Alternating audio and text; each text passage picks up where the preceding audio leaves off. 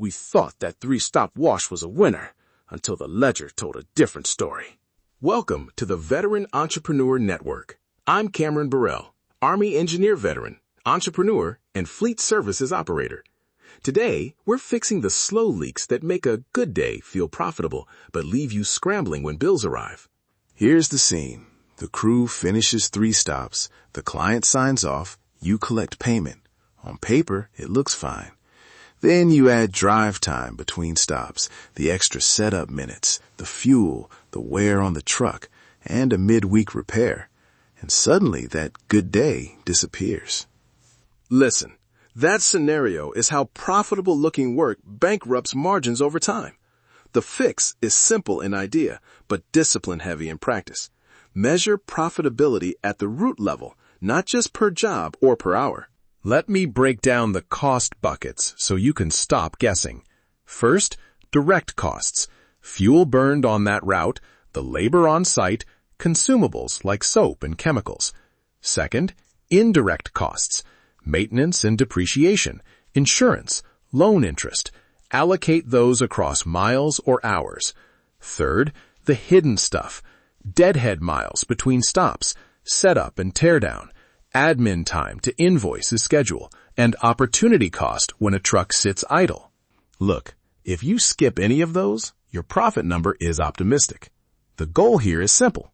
Capture all the meaningful costs so pricing and scheduling defend margin and cash flow.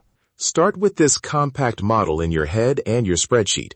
Route cost equals 3 parts: time, distance, and fixed allocation, plus consumables and admin.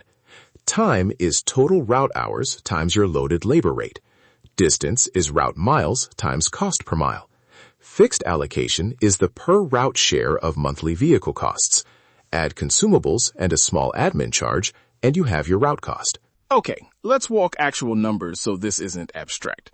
Say you run a 3-stop route. Total time, 6 hours. That includes drive time, on-site time, and setup. Total distance for the route, 45 miles. Loaded labor, meaning pay plus payroll burden, is $30 an hour. Cost per mile for fuel and wear will conservatively set at 85 cents. Fixed allocation for the vehicle, insurance, depreciation, loan, assign $20 to this route. Consumables are $15, and admin is $10. Now, do the math with me.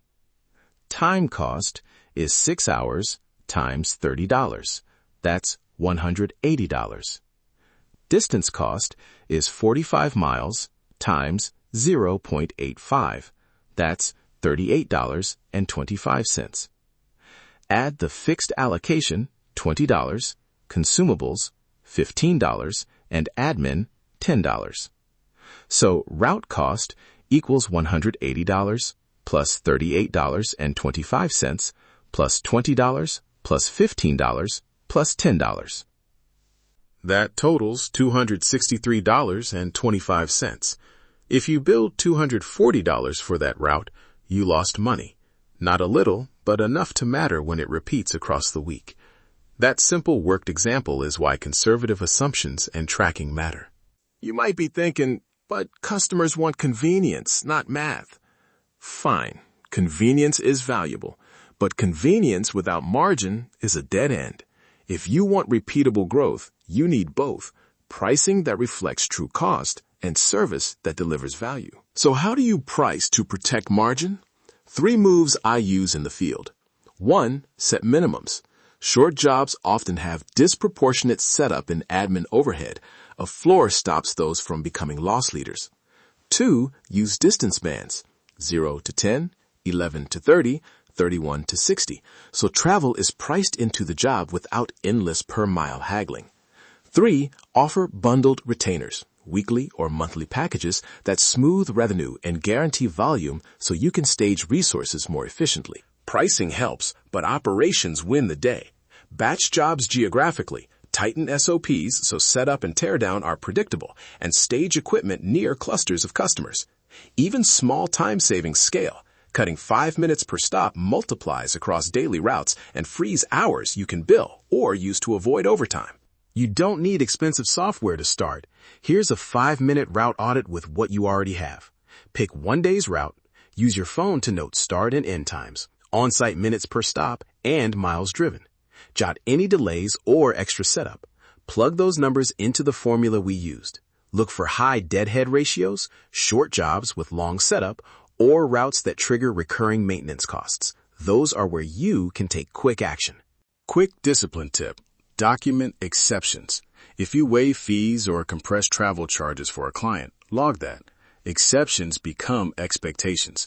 If your crew discounts 1 week, your customers assume it forever. Track concessions so you can report them and make them intentional. Now a simple 30-day plan. 1. Run a route audit this week and record your baseline. 2. Implement one pricing change, a minimum or a distance band, on new clients or renewals. 3. Measure weekly for 30 days. Route gross margin, fuel cost per mile, average drive time between stops, and % utilization of vehicle hours. Small, measurable changes tell you whether the tweak works before you roll it out fully. If you want resources, download the Route Profit template and checklist at veteranentrepreneurnetwork.com/Route Profit. It's the exact spreadsheet I use with conservative defaults already filled in. Send an anonymized sample route, and I'll share one practical change you can implement quickly. And for anyone building a fleet washing business, visit vetbizmedia.com/fleetwash for the Fleet Wash Business Blueprint. Bottom line, route level profitability is a baseline skill. Measure with conservative assumptions. Price to protect margin. Use operational levers to raise utilization and test changes for 30 days. Do that, and you stop losing money on repeatable work. You stabilize cash flow and create space to grow. Thanks for listening to the Veteran Entrepreneur Network. If this episode helped, subscribe, leave a review, and share it with another entrepreneur, veteran, owner-operator, or small business pro. Download the Route Profit template at veteranentrepreneurnetwork.com/Route Profit. Send a sample route if you want feedback. And for Fleet Wash builders, check vetbizmedia.com/FleetWash. Keep building, keep learning, keep leading, and keep moving forward. We'll see you next time.